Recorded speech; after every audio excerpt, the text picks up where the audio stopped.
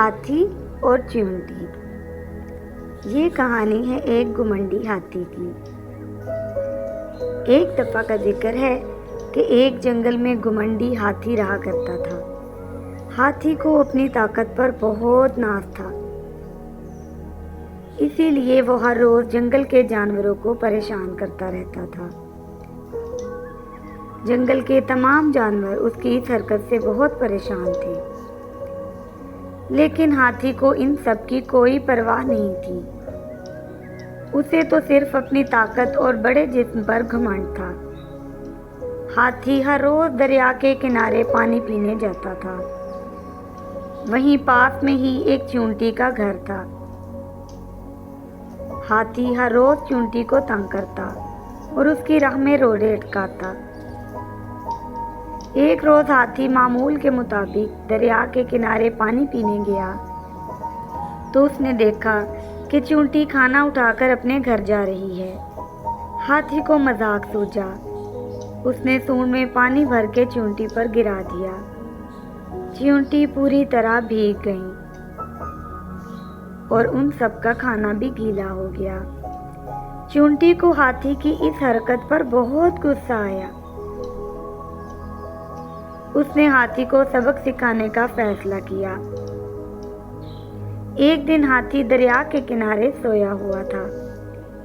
चींटी ने जब हाथी को सोया हुआ देखा तो उसे सबक सिखाने की एक तरकीब सूझी। वो हाथी की सूंड में घुस गई। चींटी ने अंदर घुसकर हाथी को जोर जोर से काटना शुरू कर दिया और तब तक काटती रही जब तक हाथी दर्द के मारे उठ न गया। हाथी चिल्लाने लगा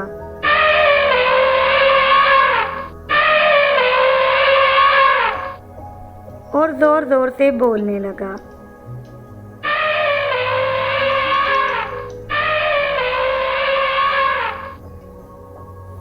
चींटी काट दी गई और हाथी दर्द से गिरकर ढेर हो गया। हाथी के ढेर होते ही चींटी सूंड से बाहर आ गई। चींटी को देखकर हाथी सकते में चला गया। वो इतना खौफजदा था कि इतनी छोटी सी चींटी उसको इतनी ज्यादा तकलीफ कैसे पहुंचा सकती है। उसने चींटी से माफी मांग ली। फिर चींटी ने हाथी से कहा, कोई छोटा या बड़ा नहीं होता। अपनी ताकत का इस्तेमाल हमेशा दूसरों की भलाई के लिए करना चाहिए, ना कि नुकसान पहुंचाने के लिए। चींटी की ये बात सुनकर हाथी बहुत शर्मिंदा हुआ और वहां से चला गया। उसके बाद उसने किसी को भी तंग ना करने का अहद कर लिया। प्यारे बच्चों, इस कहानी से हमें क्या सबक मिलता है? इस कहानी से हमें ये सबक मिलता है कि छोटा या बड़ा होने से कोई फर्क नहीं पड़ता। दुनिया में हर चीज कारआमद है। हम सबको तकब्बुर, गरूर और बड़ाई से बचना चाहिए।